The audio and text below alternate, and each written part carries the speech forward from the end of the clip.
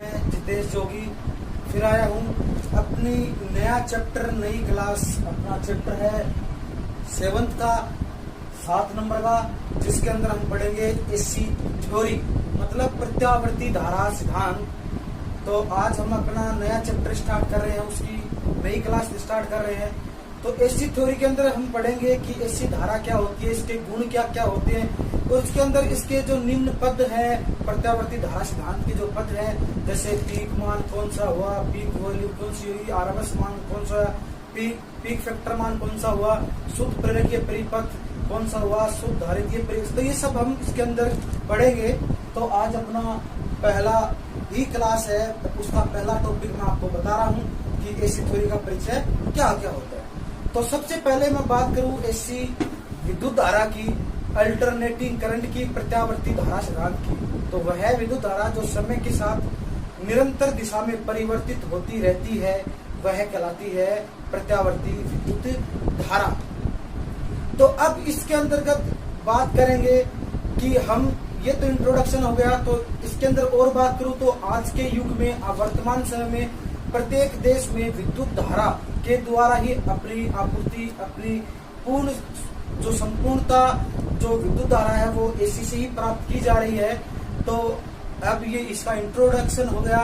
तो अब हम इसका थोड़ा आपको बता रहे हैं लिख के कि इसके अंदर क्या क्या होता है। तो साथ साथ आप पढ़ते रहिए, नोट करते रहिए और कुछ समझते रहिए। तो आप सभी स्टूडेंट का अपने YouTube चैनल पर मैं स्वागत करता हूँ।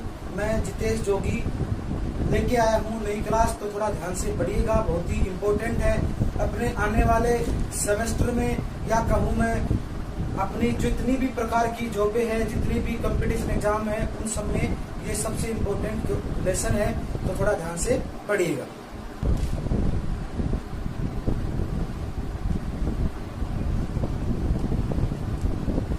तो सबसे पहले बात करेंगे इसी थ्योरी में अपने इंट्रोडक्शन की। तो मतलब भारत के सहित अनेक देशों में विद्युत आपूर्ति जो है वो प्रत्यावर्ती धारा, मतलब अल्टरनेटिंग करंट या कहूँ मैं एसी विद्युत धारा के द्वारा ही किया जा रहा है। लेकिन जो डीसी सप्लाई है वो भी काम में ली जाती है। इलेक्ट्रॉनिक उपकरणों में उसका एक अलग महत्व है। उसके बाद में अपना जो टॉपिक है वो है विद्युत धारा के प्रकार। तो बता दिया था, फिर दोबारा बता रहे हैं। विद्युत धारा जो होती है वो 2 प्रकार की होती है। नंबर 1 है प्रत्यावर्ती धारा, दूसरी है दिष्ट धारा, जिसे बोलते हैं डीसी, एसी और डीसी। अब बात करते हैं एसी की कि एसी विद्युत धारा क्या होती है। तो बता देते हैं कि वह विद्युत धारा जो समय के साथ निरंतर दिशा में परिवर्तित होती रहती है, उसे कहते हैं विद्युत धारा। कौन सी? प्रत्यावर्ती।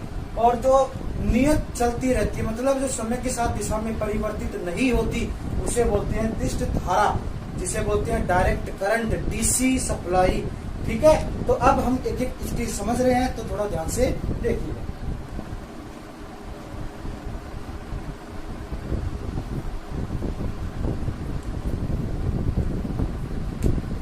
तो देखिए, मैंने प्रत्यावर्ती विद्युत धारा लिखी है कि वह विद्युत धारा जिसका मान एवं प्रवाह दिशा समय के साथ परिवर्तित होती रहती है, समय के सापेक्ष, समय के अंतराल में परिवर्तन होती रहती है, उसे बोलते हैं प्रत्यावर्ती विद्युत धारा, अल्टरनेटिंग करंट, एसी।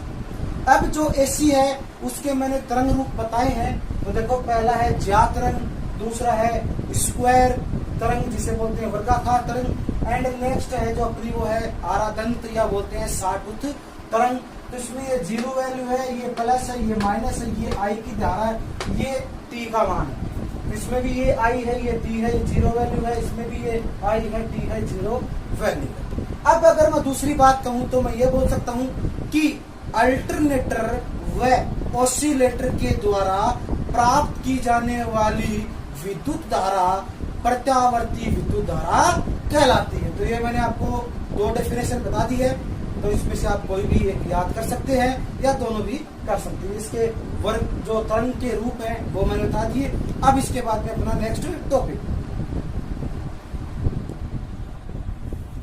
तो अब अपनी नेक्स्ट है दिष्ट धारा, जिसे बोलते हैं हम डीसी। डीसी डायरेक्ट करंट क्या होता है? वह विद्युत धारा जिसका मान एवं प्रवाह दिशा समय के सापेक्ष परिवर्तन नहीं होते हैं, या मैं कहूं वह विद्युत धारा जिसका मान व प्रवाह दिशा समय के सापेक्ष नियत रहते हैं उसे बोलते हैं दिष्ट धारा, डायरेक्ट करंट, डीसी विद्युत धारा। या मैं कह दूं कि बैटरी, डायनामो, जनरेटर इत्यादि द्वारा प्राप्त करने वाली या प्राप्त की जाने वाली विद्युत धारा डीसी विद्युत धारा कहलाती है। अब इसके जो मैंने वेक्टर डायग्राम है जो मैंने दिखाया आपको ज्यादा तरंग, देखो ये है जैसे शुद्ध डीसी, ये इसका टी का मान, ये आई का मान, ये जीरो वैल्यू, ये प्लस, ये माइनस, ये है परिवर्तन वेरिएबल डीसी, ये है पल्स सेटिंग डीसी। तो मतलब समय के सापेक्ष नियत है। अब इसका जो प्रयोग है वो है अपनी बैटरी चार्जिंग में, विद्युत लेपन में, विद्युत शोधन में इत्यादि रूपों में डीसी का प्रयोग किया जाता है। अब इसके बाद में अपना नेक्स्ट टॉपिक, तो अपना नेक्स्ट टॉपिक था वो था डीसी की अपेक्षा एसी के गुण, मतलब एसी का गुण क्या क्या होते हैं, एसी के गुण डीसी की अपेक्षा एसी के क्या क्या गुण होते हैं। तो समझिए, नंबर 1 है निम्न लागत पर पारेषण, मतलब एसी विद्युत सप्लाई को लाइनों में पारेषण करते वक्त मतलब कम लागत कम खर्च की आवश्यकता पड़ती है, जबकि डीसी को अधिक आवश्यकता पड़ती है। नंबर 2 है उच्च वोल्टेज पर उत्पादन, मतलब उच्च वोल्टेज पर इसकी जो उत्पादन की बात कर रहे हैं तो एसी जो है वो 33 केवी 33,000 वोल्टेज तक एसी का उत्पादन किया जा सकता है। तब जो अपनी डीसी सप्लाई है उसका उत्पादन केवल 650 वोल्टेज तक ही किया जा सकता है। नंबर 3 की बात करें तो वह सरल वोल्टेज परिवर्तन, तो एसी विद्युत धारा को है वो एक स्थैतिक ट्रांसफार्मर के द्वारा उच्च वोल्टेज को कम और कम वोल्टेज को अधिक में परिवर्तन करने के लिए ट्रांसफार्मर के द्वारा आसानी से परिवर्तित किया जा सकता है। जबकि जो अपना डीसी है वो बहुत ही कम होती है, ठीक है। दूसरी बात है होती है लेकिन बहुत कम होती है रोटरी बूस्टर के द्वारा। नंबर नेक्स्ट किया है सरल उपकरण संरचना, एसी की जो संरचना है उपकरणों की वो बहुत ही सरल सुगमता प्रदान करने वाले संरचना होती है, किसकी बजाय डीसी की बजाय। डीसी जो मोटर है उनकी संरचना मतलब कठिन होती है और एसी की आसान तरीके से बनावट की जाती है। नेक्स्ट है सरलता से डीसी में परिवर्तन, जो अपना एसी विद्युत धारा है उसको आसानी से डीसी में परिवर्तित किया जा सकता है, किसके द्वारा, रेक्टिफायर के द्वारा। एससीआर की बात करें जिसे बोलते हैं सिलिकॉन कंट्रोल्ड रेक्टिफायर, तो सिलिकॉन कंट्रोल्ड रेक्टिफायर के द्वारा आसानी से डीसी में परिवर्तित किया जा सकता है। तो ये हो गए डीसी की अपेक्षा एसी के गुण। अब पढ़ेंगे अवगुण, तो ध्यान से देखिएगा।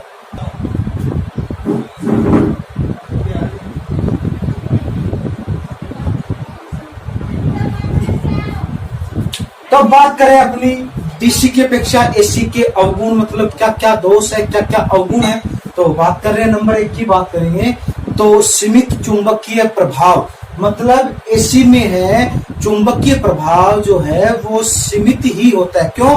क्योंकि जो एसी विद्युत धारा है वो निरंतर परिवर्तन होने वाली विद्युत धारा है, इसलिए इसके अंदर विद्युत चुंबक नहीं बनाए जा सकते, क्योंकि इसमें चुंबकीय प्रभाव जो होता है वो सीमित होता है। नंबर 2 की बात करें उच्च परावैद्युत सामर्थ्य वाले अचालक की आवश्यकता।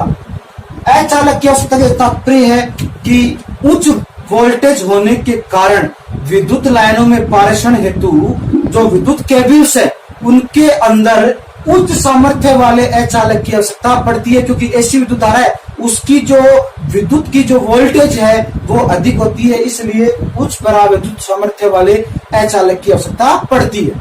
नंबर नेक्स्ट है भू संयोजन की आवश्यकता। भू संयोजन की आवश्यकता से तात्पर्य है कि एसी में कार्य में लिए जाने वाले प्रत्येक उपकरण, प्रत्येक मशीनरी को अर्थ करना अति आवश्यक होता है, क्योंकि मशीन और मानव की सुरक्षा हेतु इसलिए हमें क्या करना पड़ता है, अर्थ ग्राउंड करना पड़ता है। नंबर नेक्स्ट है इसके अन्य अवगुण क्या क्या है। तो अन्य अवगुण है कि एसी विद्युत धारा के द्वारा हम बैटरी चार्जिंग नहीं कर सकते, विद्युत लेपन नहीं कर सकते, जो विद्युत शोधन है, धातु शोधन है वो नहीं कर सकते, इत्यादि कार्य नहीं किए जा सकते। तो ये हो गया अपने अवगुण। अब इसके बाद में अपना नेक्स्ट टॉपिक है अपना नेक्स्ट जो टॉपिक है वो टर्म्स रिलेटेड टू एसी, मतलब एसी संबंधित कुछ महत्वपूर्ण पद है, कुछ महत्वपूर्ण परिभाषाएं हैं। तो वो क्या क्या है, तो उसमें से नंबर 1 अपना स्टार्ट होती है जा तरंग, साइन वेव्स। जा तरंग किसे कहते हैं, ध्यान से सुनिएगा। एसी अथवा वोल्ट मतलब प्रत्यावर्ती धारा अथवा वोल्टेज के फेज कोणों के जा मानों का समय एक्स पर तैयार की गई तरंग जा तरंग कहलाती। कहने का मतलब यह है एसी के फेज कोण के जा मानों का समय एक्स पर तैयार की गई तरंग क्या कहलाती है, जा तरंग। इसका जो सिंबल था मैंने आपको बता दिया था। नेक्स्ट है आवर्ती फ्रीक्वेंसी किसे कहते हैं, किसी प्रत्यावर्ती विद्युत धारा, किसी प्रत्यावर्ती राशि द्वारा 1 सेकंड में पूर्ण किए गए चक्रों की संख्या कहलाती है आवर्ती। इसका प्रतीक जो होता है वो होता है कैपिटल एफ और इसका मात्रक जो होता है वो होता है हर्ट्ज, जिसे हम HZ में लिखते हैं। और जो इंडिया की फ्रीक्वेंसी, जो भारत की फ्रीक्वेंसी आवर्ती है वो है 50 हर्ट्ज। तो कहने का मतलब है अपने जो है वो 1 सेकंड में 50 चक्रों की संख्या कहलाएगी आवर्ती।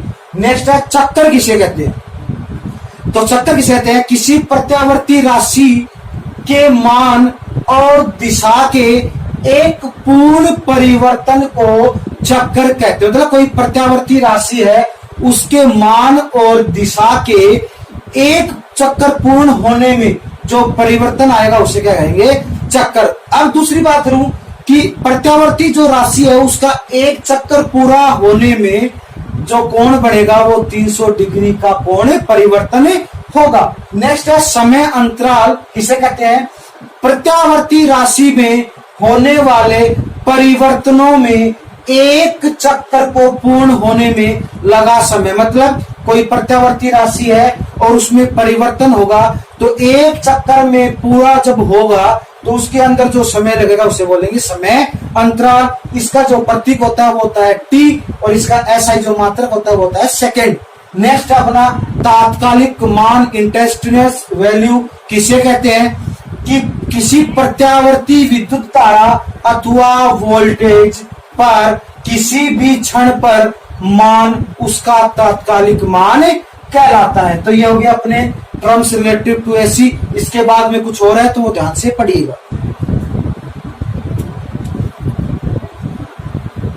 तो अब अपना जो नेक्स्ट जो पद है वो क्या क्या है, तो उसमें नेक्स्ट अपना आयाम जिसे बोलते हैं एम्पलीट्यूड क्या होता है, कि किसी प्रत्यावर्ती विद्युत धारा अथवा वोल्टेज का धन तथा ऋण दिशा में माध्य स्तर के सापेक्ष अधिकतम मान आयाम कहलाता है।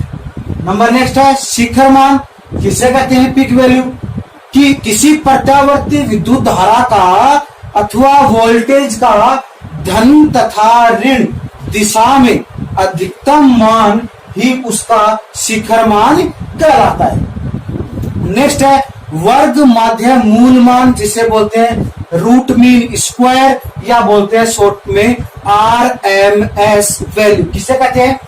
देखो सबसे पहले तो विद्युत धारा जो है अपनी प्रत्यावर्ती विद्युत धारा है जो है वो प्रत्येक समय में निरंतर परिवर्तित होती रहती है।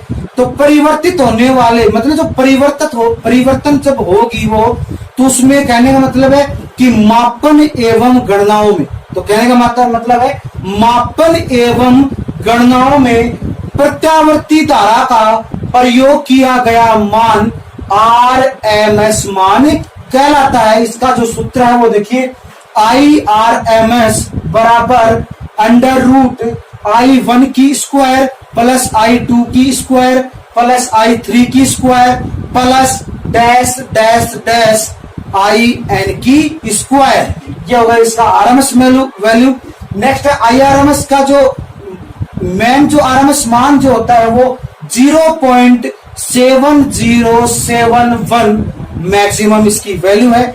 नेक्स्ट है ERMS का जो मान है वो है 0.707 मैक्सिमम वैल्यू है। नेक्स्ट है औसत मान एवरेज मान किसे कहते हैं, कि प्रत्यावर्ती विद्युत धारा या वोल्टेज के आधे चक्कर में तात्कालिक मानों का औसत ही उसका औसत मान कहलाता है। इसका जो फॉर्मूला है अगर हम देखें, आई एवरेज बराबर I1 plus I2 plus I3 plus dash dash dash IN, यह हुआ इसका सूत्र फॉर्मूला। अगर बात करें हम रियल में आई एवरेज के मान की, तो आई एवरेज का मान जो होता है वो होता है 0.637 आई मैक्सिमम। अगर ई जो अपना वोल्टेज की बात करें ई एवरेज की, तो वो होता है 0.37 मैक्सिमम। तो ये हो गया अपने ये मान। अब इसके बाद में अपने इसी में ही नेक्स्ट जो मान है वो ध्यान से देखिएगा। तो अब अपना देखिए नेक्स्ट जो मान है वो है पीक फैक्टर या क्रेश फैक्टर। एक ही बात है, क्या होता है, किसे कहते हैं, ध्यान सुनिएगा कि प्रत्यावर्ती जो धारा है उसके शिखर मान व प्रभावी मान के अनुपात को पीक फैक्टर या क्रेश फैक्टर कहा जाता है। इसका सूत्र जो होता है, उसका जो फॉर्मूला जो होता है वो होता है पीक फैक्टर या क्रेश फैक्टर बराबर शिखर मान बटे प्रभावी मान। अगर ये बात करूं मैं फॉर्मूलाज में, तो क्या होता है आई मैक्सिमम बटे आई आर एम एस, और आई मैक्सिमम बटे आई आर एम एस बराबर लिखा है मैंने आई मैक्सिमम बटे आई आर एम एस गुणा 0.707। ये हमने मान इससे पहले पढ़ा था। तो इसका जो मान हो गया वो हो गया 1.414, 1.414। और आपको पता है 1.414 जो होता है वो √2 का मान होता है। तो यहाँ पे उत्तर आ गया, इसका आंसर हो गया √2। अब बात करें अगर वोल्टेज की, तो ई मैक्सिमम बटे ई आर एम एस बराबर ई मैक्सिमम बटे ई आर एम एस गुणा 0.707। तो इसका मान जो होगा वो होगा 1.414। तो इसका भी मान जो होता है वो कितना होता है √2। अब इसके बाद में नेक्स्ट है फॉर्म फैक्टर। तो देखिए अब अपना नेक्स्ट है फॉर्म फैक्टर। फॉर्म फैक्टर क्या होता है, तो ध्यान से सुनिएगा, इंपॉर्टेंट है कि प्रत्यावर्ती राशि अथवा वोल्टेज, प्रत्यावर्ती धारा अथवा वोल्टेज के प्रभावी मान तथा औसत मान के अनुपात को ही क्या कहते हैं, फॉर्म फैक्टर कहते हैं। अब फॉर्म फैक्टर जो होता है उसका सूत्र लिखा है मैंने प्रभावी मान बटे औसत मान।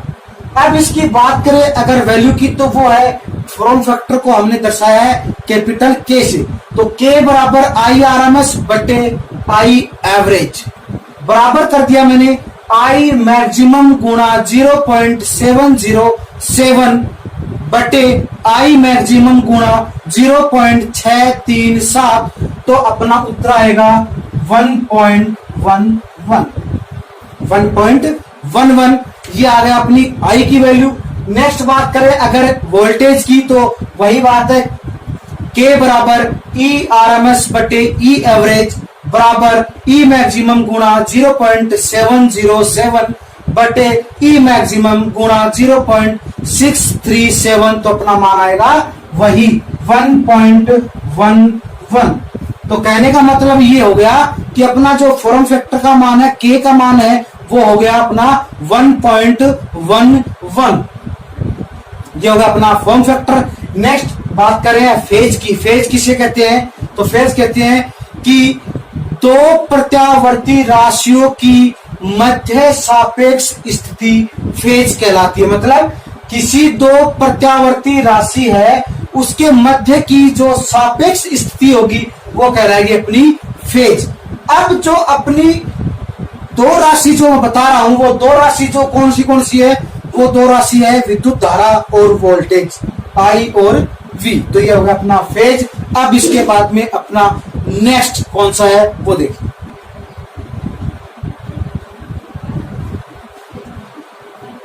तो अब अपना नेक्स्ट जो टॉपिक है वो है इन फेज। इन फेज, अब इन फेज किसे कहते हैं, ये फेज के ही भाग मान सकते हैं। तो इसमें पहला है अपना इन फेज। क्या होता है, जब दो प्रत्यावर्ती राशि, और दो प्रत्यावर्ती राशि मैंने कौन सी बताई थी, विद्युत धारा व वोल्टेज।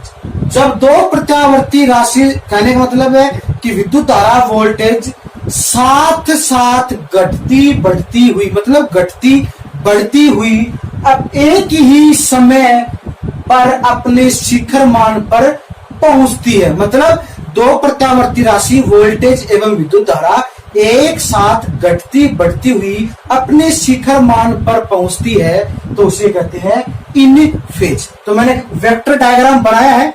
प्रदर्शन डायग्राम क्या होता है, देखिए ये आई और ई, इसमें पहली राशि ये है, दूसरी राशि ये ई मान है, ये आई का मान है, दोनों साथ साथ कम ज्यादा मतलब घटती बढ़ती हुई अपने शिखर मान पर पहुंच रही है। नेक्स्ट अपना है आउट ऑफ फेज।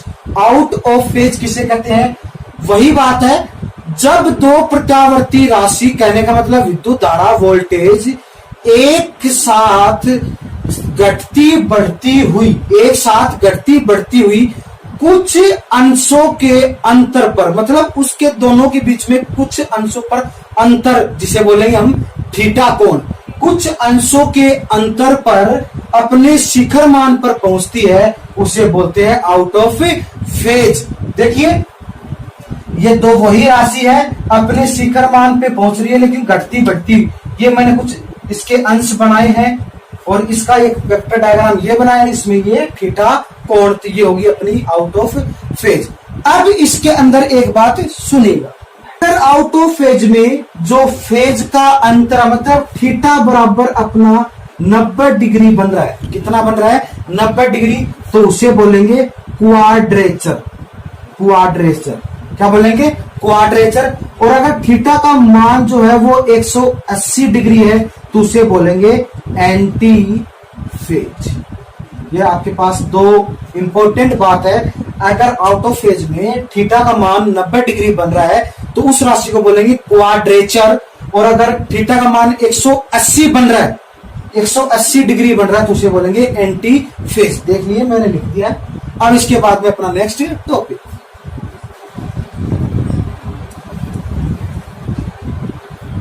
तो अपना नेक्स्ट टॉपिक है कलांतर, जिसे बोलते हैं फेज डिफरेंस। कला का अंतर, फेजों का अंतर किसे कहते हैं, प्रत्यावर्ती राशियों द्वारा अलग अलग समय पर शून्य से अधिकतम अथवा न्यूनतम मान प्राप्त करने पर उनके मध्य उत्पन्न समय अंतराल कला अंतर कहलाता है।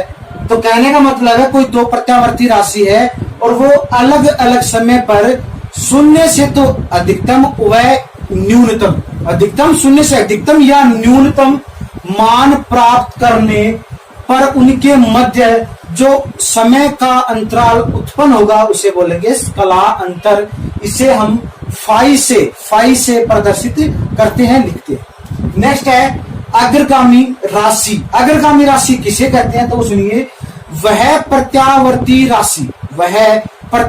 राशि जो दूसरी प्रत्यावर्ती राशि की अपेक्षा अपने शिखर मान पर पहले पहुंचे उसे बोलते हैं अग्रगामी या लीडिंग क्वांटिटीज।